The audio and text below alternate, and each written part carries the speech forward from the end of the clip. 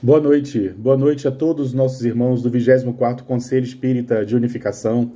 É com muita alegria que nós temos mais essa oportunidade de encontro, de estarmos exatamente reunidos no entorno da mensagem espírita, da mensagem dos evangelhos, da mensagem de Jesus, principalmente nessa sexta-feira tão especial para todos nós, para a cristandade do mundo de um modo geral, essa chamada Sexta-feira Santa, em que muitos estão reunidos, meditando, diversas homenagens são realizadas para aquele que é a luz do mundo para todos nós. Então nós só entendemos que pelas preces, pela meditação, pelas diversas homenagens que são feitas mundo afora, nós entendemos que tudo isso conspira para que esse nosso estudo possa ser um momento de reflexão, tudo isso conspira para o nosso entendimento, tudo isso conspira para que nós possamos aproveitar esse momento.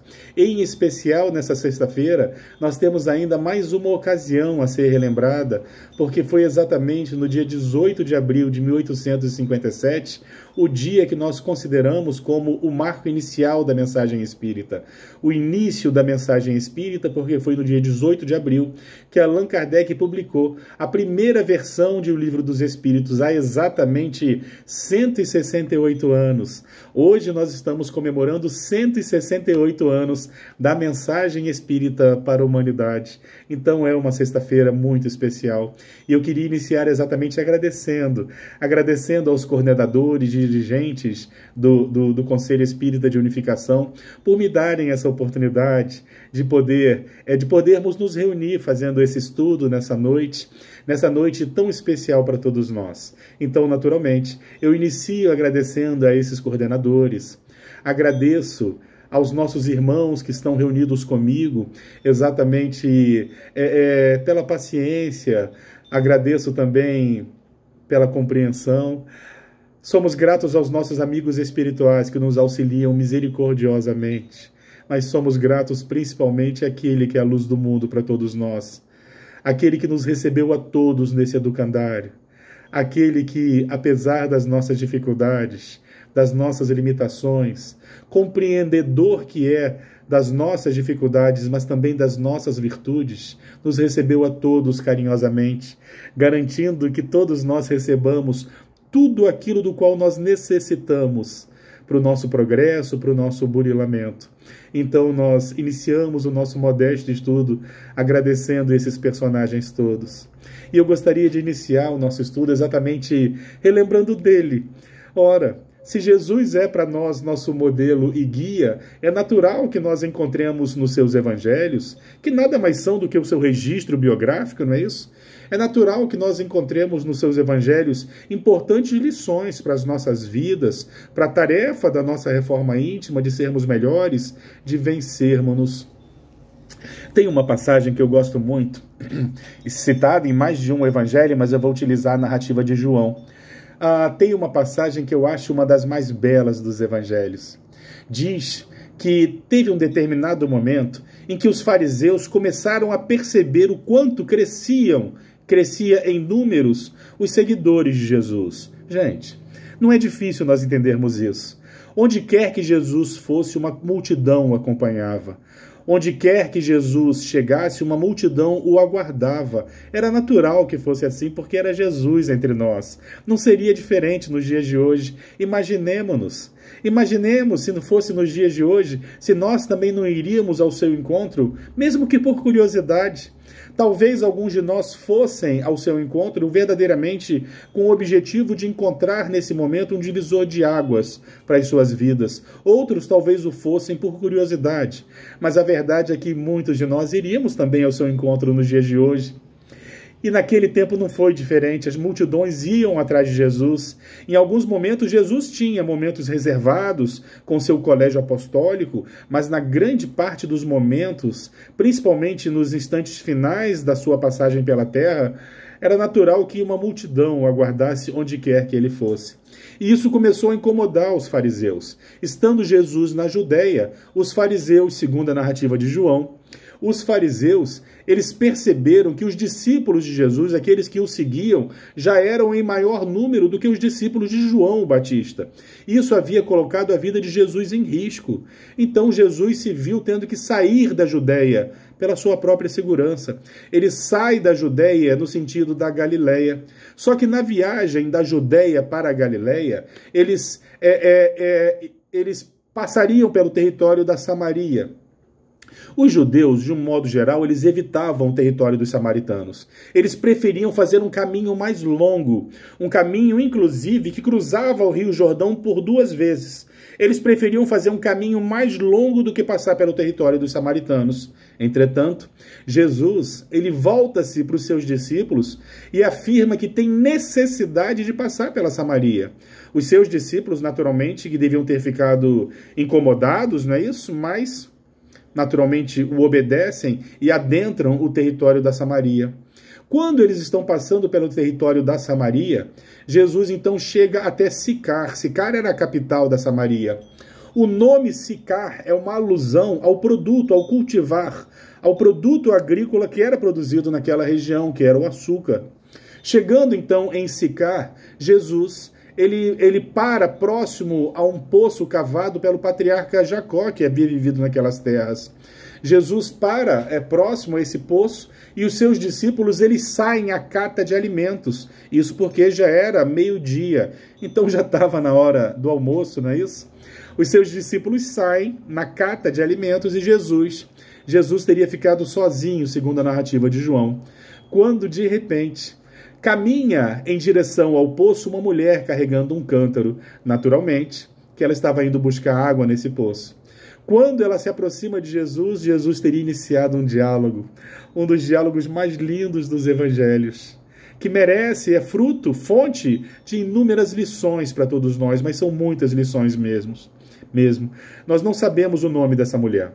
Isso porque pouquíssimas mulheres têm seus nomes registrados nos evangelhos. E nós vamos discutir sobre isso um pouquinho mais adiante. Quando essa mulher se aproxima de Jesus, que estava próximo ao poço, Jesus teria voltado-se para ela e teria dito: mulher, dai-me de beber. Mulher, me dá água, me dá de beber. Aquela mulher então estranha e teria iniciado um diálogo entroncado, mais ou menos assim: como sendo tu judeu, pede água a mim, que sou mulher samaritana? Nós temos 2 questões problemáticas aí. Primeiro, que os judeus não falavam com os samaritanos. Os judeus evitavam os samaritanos, existia uma contenda histórica. Os judeus e os samaritanos se detestavam normalmente. Então, Jesus, sendo ele um judeu, como é que ele falaria com um samaritano? E pior, com uma mulher samaritana. Porque os judeus não falavam com as mulheres nos espaços públicos, a não ser que houvesse grande necessidade. Recomendação bíblica isso. As mulheres não caminhavam ao lado dos homens, era sempre atrás que elas caminhavam. Os homens não dirigiam a palavra às mulheres. E de repente nós temos ali a figura de Jesus iniciando um diálogo com uma mulher samaritana. E essa mulher então pergunta: como sendo tu judeu, fala comigo que sou uma mulher e sou samaritana?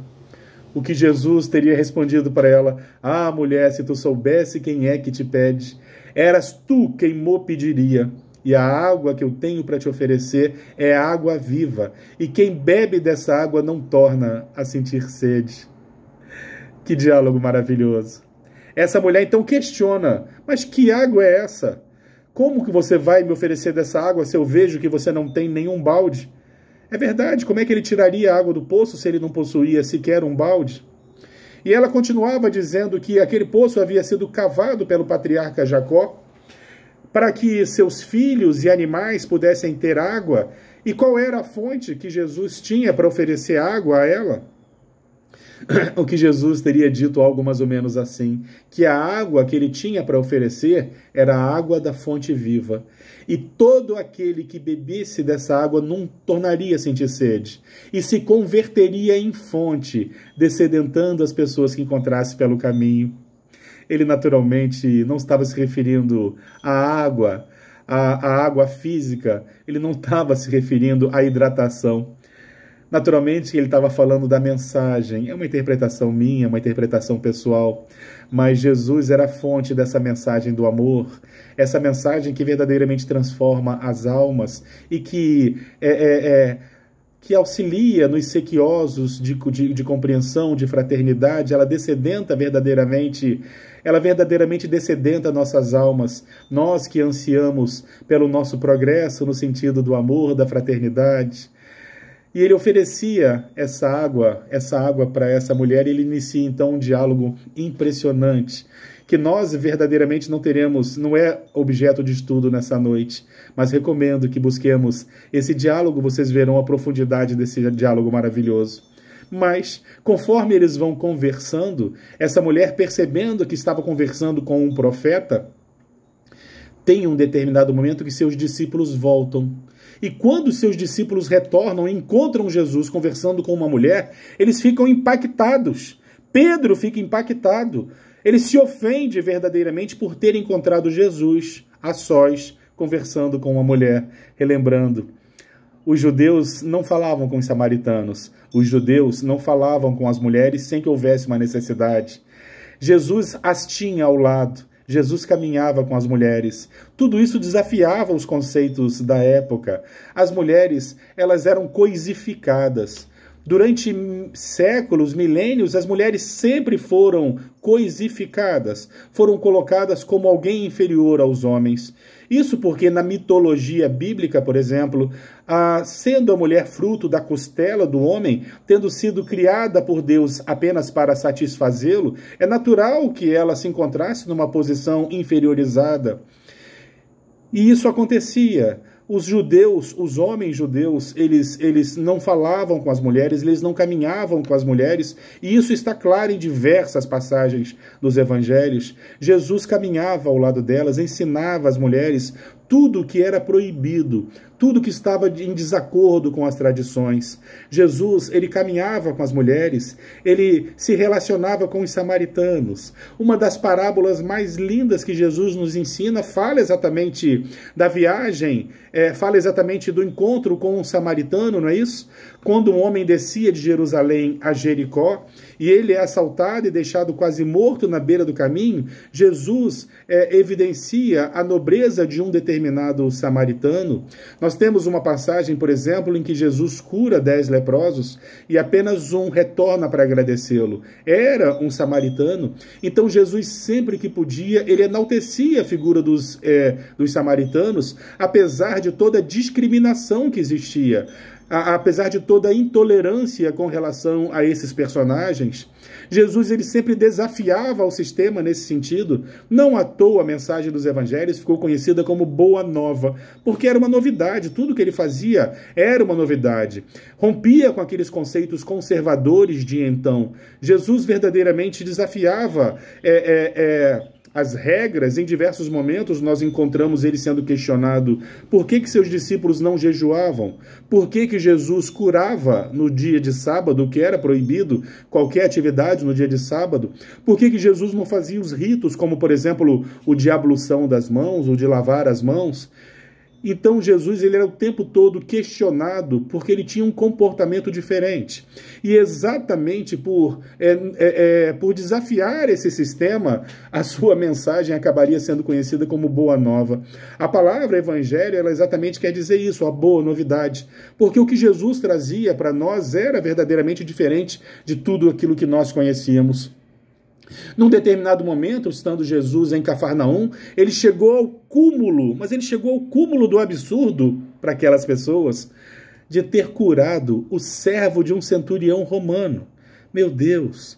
Todos os judeus odiavam os romanos, porque eram exatamente aqueles que os dominavam, era exatamente a figura do dominador. E o centurião, então, era o principal personagem, era o principal opressor. O povo judeu, naquele momento, já há algumas décadas, se encontrava sob dominação romana, e os romanos, naturalmente, além de imporem a sua presença, cobravam dos judeus impostos, cobravam situações que eram constrangedoras, impunham situações que eram constrangedoras. Por exemplo, existia uma regra que obrigava, sempre que um romano encontrasse com um judeu pelo caminho, e carregando um peso qualquer, um fardo, esse judeu era obrigado a caminhar com o romano por 1000 passos, carregando os seus pertences. E era óbvio que isso incomodava os judeus, era verdadeiramente humilhante. Então os romanos, eles eram detestados, era a figura do opressor, era a presença do opressor. E nós tínhamos ali a figura de um centurião. Era uma patente militar, era alguém que era detestado por todos os judeus. E de repente esse centurião romano se aproxima de Jesus, pedindo socorro para um servo seu que padecia de fortes dores, que padecia de terrível sofrimento, conforme está na narrativa dos evangelhos. E Jesus imediatamente se prontifica a ir até sua casa, curar o seu servo. Todos que estavam no entorno de Jesus ficam impactados. Mas como assim? É a figura do dominador, é a figura do opressor, é um estrangeiro. E Jesus se prontifica a curar aquele centurião imediatamente. Centurião é uma patente militar, era chefe de uma centúria, era alguém que liderava 100 homens, como uma milícia é um agrupamento de 1000 homens, uma centúria era um agrupamento de 100 homens, e você tinha ali um chefe, você tinha ali um comandante de 100 homens, era um centurião.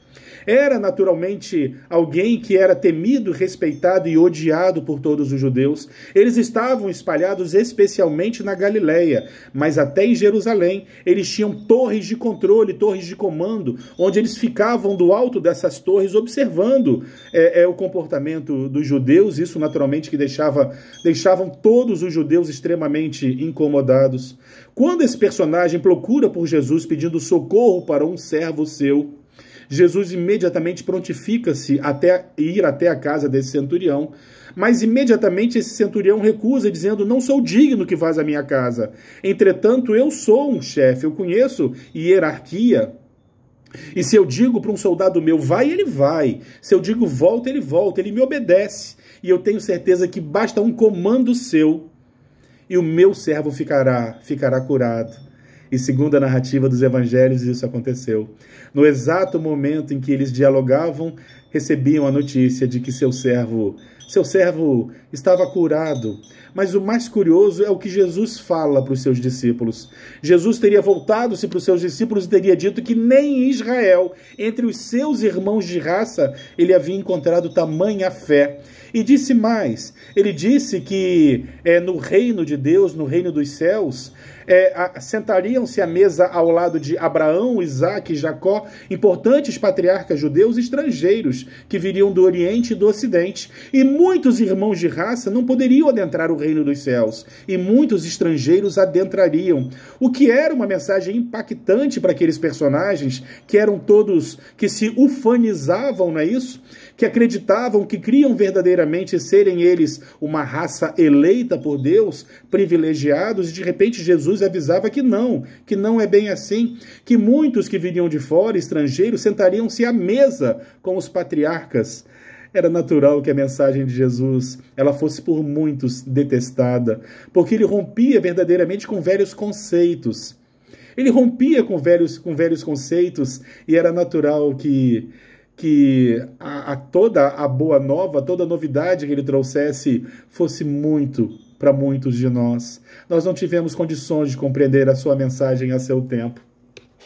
Nós, espíritas, nós temos Jesus como nosso modelo e guia. Jesus é nosso modelo e guia, e sendo assim, é natural que nós encontremos nos seus evangelhos, porque os seus evangelhos nada mais são do que o seu registro biográfico, não é isso? É natural que nós encontremos nos seus evangelhos lições importantíssimas para o nosso burilamento, para a tarefa da nossa reforma íntima. E eu citei algumas passagens que mostram como Jesus não fazia acepção de pessoas, de gênero, cultura, nacionalidade. Jesus socorria a todos, atendia a todos fraternalmente. Jesus, ele tolerava a diversidade no sentido mais amplo. Quando nós pegamos no Livro dos Espíritos a chamada Lei de Igualdade, nós descobrimos que todos os espíritos estão submetidos às mesmas leis. Todos nós somos amados da mesma forma. Estamos submetidos às chamadas leis naturais ou leis de Deus, não é isso? Todos nós, não existem diferenças entre nós. E a mensagem espírita, na sua essência, ela por si só, ela já nos convoca a nós olharmos a todos à nossa volta como irmãos verdadeiramente, apesar das inúmeras diferenças que existem, porque nós acreditamos na reencarnação, na imortalidade da alma. Eu hoje estou Guilherme, mas eu não sou o Guilherme. Eu sou um ser cósmico, um espírito imortal, que já tive inúmeras vezes em que mergulhei na matéria, em diversas culturas, em diversas experiências, em diversos corpos. E hoje eu estou Guilherme, mas já tive em diversos continentes diferentes. Eu já tive em diversas culturas, em diversas tradições, em diversas religiões. Eu sou um ser cósmico, que sou o conjunto de todas essas vivências, onde nós vamos extraindo através das diversas experiências, tudo aquilo que nós necessitamos para o nosso crescimento, enquanto seres espirituais que nós somos. A mensagem espírita deixa clara que nós não somos seres materiais tendo uma experiência espiritual. Somos todos seres espirituais tendo uma pequena experiência material. É exatamente o contrário. Eu não sou o Guilherme, eu estou Guilherme, mas sou verdadeiramente um ser cósmico, tentando vencer-me a mim mesmo, para que eu possa ascender no sentido de Jesus, para que nós possamos vencermos e aprendermos a amar. Amar no sentido mais amplo da tolerância, do respeito e da compreensão. Quando nós falamos de diversidade, e esse é um tema que tem que ser um tema extremamente relevante no momento em que nós vivemos, que deve ser levado sim para dentro das casas espíritas. Quando nós falamos de diversidade, nós podemos separar a diversidade em 3 grandes grupos: as diversidades individuais, as diversidades culturais, a diversidade religiosa. Nós podemos pegar o tema da diversidade e separar nesses 3 conceitos: as diversidades individuais, que sinceramente é a parte mais delicada do nosso debate, da nossa conversa, a diversidade cultural e a diversidade religiosa. Quando nós começamos falando da diversidade individual, é porque cada criatura é um ser, é um universo inteiro. Cada criatura é um compêndio, é uma coletânea de diversas experiências e necessidades. Nós recebemos na vida, ao reencarnarmos, nós recebemos tudo aquilo do qual nós necessitamos para o nosso progresso, para o nosso burilamento, as nossas necessidades expiatórias. Nós temos uma tendência a simplificar, uma tendência secular, uma tendência milenar. Nós temos uma tendência a simplificar o ser humano no máximo. Nós, por exemplo, costumamos separar o ser humano simplesmente de uma forma binária. Uma forma binária. Até bem pouco tempo atrás, nós separávamos os homens em pretos e brancos, como se só houvessem essas 2 possibilidades. Durante todo o século XIX, durante boa parte do século XX, as pessoas eram verdadeiramente separadas em pretas e brancas. Mas, meu Deus do céu, será que só existem essas 2 possibilidades? Se nós desnudarmos 1.000, 2.000, 3.000 pessoas e colocarmos elas lado a lado, nós faremos uma impressionante descoberta. Não existem 2 pessoas com a mesma cor, é uma palheta de possibilidades infinitas. São diversas as cores. Dividir o ser humano binariamente é verdadeiramente reduzi-lo às milhões de possibilidades que existem, é simplificar demais a figura humana. A mesma coisa acontece com relação à sexualidade. Nós somos espíritos e os espíritos não possuem sexo. Entretanto, nós todos temos sexualidade. E nós vamos encontrar muito pouco sobre isso na literatura espírita, mas tem um caso explorado numa obra atribuída ao espírito Manuel Filomeno de Miranda, dos anos 80, chamado Loucura e Obsessão, onde nós encontramos lá um personagem que não se identifica com o próprio sexo, trazendo pela primeira vez, que eu saiba, a primeira vez, essa temática às nossas discussões, o quanto é compreensivo. São infinitas as possibilidades que cada um de nós tem, de acordo com as suas necessidades, de acordo com as experiências a que se propõe. E só nos resta, naturalmente, compreendermos o diferente, respeitarmos. A tolerância é uma proposta relacionada à fraternidade. Quando Jesus, em diálogo com os saduceus, com os fariseus, teriam perguntado para ele qual era o maior mandamento. Isso está, inclusive, contemplado no Evangelho segundo o Espiritismo. Jesus, então, não dando uma resposta pronta, ele devolve a pergunta para o seu interlocutor. E o que está escrito nos textos? O que seu interlocutor teria respondido: amarás a Deus sobre todas as coisas, com toda a sua alma, com todo o seu entendimento. E um segundo mandamento: amarás ao teu próximo como a ti mesmo. Mostrando que aquela pessoa que perguntava a Jesus já, de alguma forma, conhecia a sua mensagem, porque respondeu como Jesus costumava falar. Amar a Deus e amar ao próximo é a mesma coisa. Nós amamos a Deus na figura do nosso próximo. Amar ao próximo como a si mesmo era um ensinamento de Jesus. Depois ele até muda a unidade de medida, recomendando que nós nos amássemos uns aos outros ao seu exemplo, como ele nos amou. E quando nós falamos em amar, é naturalmente sem fazer exigências, respeitando as escolhas, respeitando as características de cada criatura, respeitando exatamente o universo em que ela se encontra. Nós somos verdadeiramente convocados a tolerarmos-nos, a respeitarmos-nos, compreendendo verdadeiramente que cada criatura é um universo.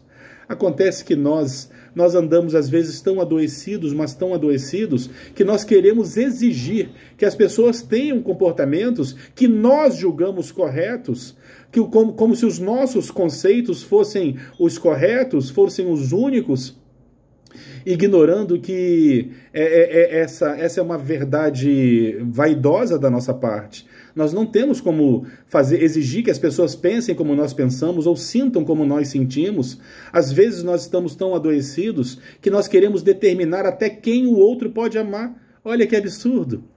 Nós estamos querendo determinar até quem o outro pode amar. Nós vamos pegando os nossos conceitos de certo e errado e nós queremos exigir que todos rezem pela nossa cartilha. Mas quando nós falamos de diversidades individuais, nós estamos falando exatamente disso tudo. Cada ser humano é uma coletânea de experiências e necessidades e cada criatura se encontra exatamente na condição em que deveria se encontrar. Só nos resta o respeito e a compreensão. Só nos resta isso. Sejamos mais compreensivos, sejamos tolerantes e façamos ao outro aquilo que nós gostaríamos que fosse feito para conosco. Mas, Guilherme, nós devemos tolerar até os que erram, as pessoas que cometem atrocidades.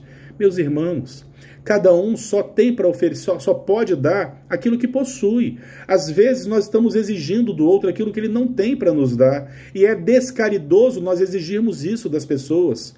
E além do mais, quando nós apontamos erros de alguém, nós condenamos e julgamos alguém, porque nós não cometemos mais aqueles erros, mas é possível que há bem pouco tempo atrás nós cometêssemos também. E além do mais, nós podemos não cometer aqueles erros, mas cometemos outros, porque ainda erramos, o que não nos dá o direito de julgarmos as atitudes alheias, a postura do outro.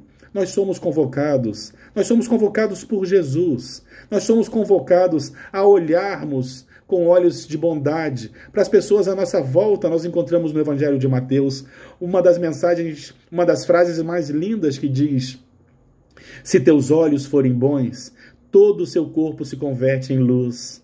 Se teus olhos forem bons, todo o seu corpo se converte em luz. E é exatamente isso. É nós olharmos para os diferentes, no sentido de aprendermos, no sentido de compreendermos, de tolerarmos-nos, de amarmos-nos, entendendo que cada criatura tem seu universo. E quando nós reencarnamos, isso é muito importante nós relembrarmos, quando eu, Guilherme, reencarnei, eu assumi um compromisso de me modificar, eu ser melhor, vencendo o meu ciúme, vencendo o meu egoísmo, vencendo o meu rancor, vencendo a minha inveja. E eu reencarnei com esse compromisso de vencer a mim mesmo. Acontece que quando nós reencarnamos, existe um fenômeno importantíssimo, que é o esquecimento. Nós acabamos esquecendo muito dos compromissos que nós assumimos. Nós até temos uma vaga lembrança que nos é inspirada em diversos momentos, mas nós esquecemos. Nós esquecemos e nós acabamos até cometendo atrocidades, blasfemando, perguntando por que eu passo por isso, esquecendo naturalmente que, sendo a lei de amor, nós passamos pelas dificuldades que nós passamos por uma necessidade nossa. E é sempre fruto da misericórdia divina, porque se nós fôssemos responder pelos nossos erros exatamente como nós costumávamos falar, que cada um recebe aquilo que merece, o que não é uma verdade, cada um de nós recebe aquilo que tem necessidade, porque se fosse para receber exatamente aquilo que a gente merece, talvez nossas vidas estivessem bem piores, com mais dificuldades. É que nós, através desse esquecimento, nós esquecemos literalmente de diversos dos nossos compromissos, e quando nós chegamos aqui, eu, que me comprometi em vencer a mim mesmo, em ser melhor, em ser menos egoísta, em ser menos ciumento, em ser menos rancoroso, eu esqueço esse compromisso. Todos nós esquecemos. E eu começo a esquecendo que eu reencarnei para me melhorar, eu começo sem querer, dado naturalmente a minha vaidade, eu começo a achar que eu reencarnei para mudar os outros. A gente não faz isso? A gente esquece que a gente reencarnou para nós nos modificarmos. E a gente começa a criar a fantasia de que a gente reencarnou para mudar os outros, o comportamento dos outros, o ponto de vista dos outros, pela nossa cartilha, como se os nossos comportamentos e os nossos pensamentos fossem completamente corretos, e nós queremos que os outros mudem, nós criticamos, nós apontamos dedos. Mas, meus irmãos, ninguém reencarnou com compromisso de mudar outrem, ninguém reencarnou com compromisso de mudar o outro, pelo amor de Deus. Isso é uma fantasia nossa. Nós colaboramos com a transformação dos outros, nós podemos colaborar sim com a transformação dos outros, mas é principalmente através dos nossos exemplos. Aqueles que reencarnam sob nossa tutela, mesmo esses, eles se modificam pelos nossos exemplos. Nós modificamos os outros pelos nossos exemplos. Então devemos, naturalmente, tolerarmos as diferenças individuais de cada criatura. O nosso objetivo é vencermos a nós mesmos, as nossas más inclinações, os nossos vícios. O compromisso do outro é com o outro. O nosso compromisso é sermos melhores. E aproveitemos as experiências alheias para o nosso enriquecimento. Compreender as diferenças é sempre enriquecedor. Convivermos, tolerarmos-nos é sempre enriquecedor para todos nós. Então, além das diferenças individuais, nós temos também as diferenças culturais e também as diferenças religiosas, que nós devemos naturalmente aprender a respeitá-las e compreendê-las. Nós temos diversas manifestações culturais de que nós não nos harmonizamos, que nós não compreendemos, mas elas também têm seu valor. Existe naturalmente uma tendência nossa a nós valorizarmos, inclusive isso está na literatura espírita, nós temos uma tendência a nós separarmos as diversas manifestações culturais como mais elevadas e mais primitivas, como melhores ou piores, mas todas as manifestações culturais, elas são ricas de história, são ricas de tradições, e nós verdadeiramente também enriquecemos quando nós nos permitimos conhecer, ampliando nossos horizontes. Quando nós pensamos nas entidades venerandas, nos espíritos sublimados espiritualmente, nós imaginamos eles, por exemplo, ao som das harpas, não é isso? Nós imaginamos que existem nas manifestações culturais aquelas mais elevadas e outras mais primitivas, mas isso é pura fantasia da nossa cabeça. Em todas as manifestações culturais que existiram na história da humanidade, em todas as culturas, existiram espíritos superiores reencarnados, existiram importantes nomes do pensamento filosófico. Em todas as regiões, em toda a historiografia planetária, sempre estiveram entre nós esses espíritos mais adiantados. E em todas as culturas nós encontramos suas belezas e a presença desses personagens. Então nos permitamos conhecer, ampliando nossos horizontes. Sempre nos enriquece, exatamente como ensinava o apóstolo Paulo, que nós possamos experimentar de tudo e reter o melhor, que nós possamos conhecer, não é isso? E a diversidade religiosa. A diversidade religiosa é um dos aspectos mais belos da humanidade, porque, como dizia o Chico Xavier, as diversas religiões são como diferentes guichês de empresas para a mesma viagem, como se nós pudéssemos escolher qual empresa nos conduziria para determinada viagem, mas todos nós teríamos condições de fazer essa viagem. Nós temos na diversidade religiosa uma forma que Jesus tem de atender a todos de alguma forma, de acordo com as suas necessidades, com diversos nomes, com diversas características, com ritos, com tradições, mas é uma forma que os amigos espirituais têm de atender a todos, de acordo com as suas necessidades, porque se só houvesse uma forma de atendermos, dos amigos espirituais atenderem as pessoas, e só daquela forma, muitas pessoas não poderiam ser socorridas quando precisassem. Os espíritos, então, eles se manifestam de diversas formas, como nos ensinam. O Espírito se manifesta como melhor lhe apraz. E ele se manifesta em diversas culturas, porque o objetivo dele é a caridade. Ele vai se manifestar em todas as manifestações religiosas. Existem os espíritos superiores que inspiram os oradores espíritas, os padres, os pastores, que inspiram naturalmente os sacerdotes de diversas religiões.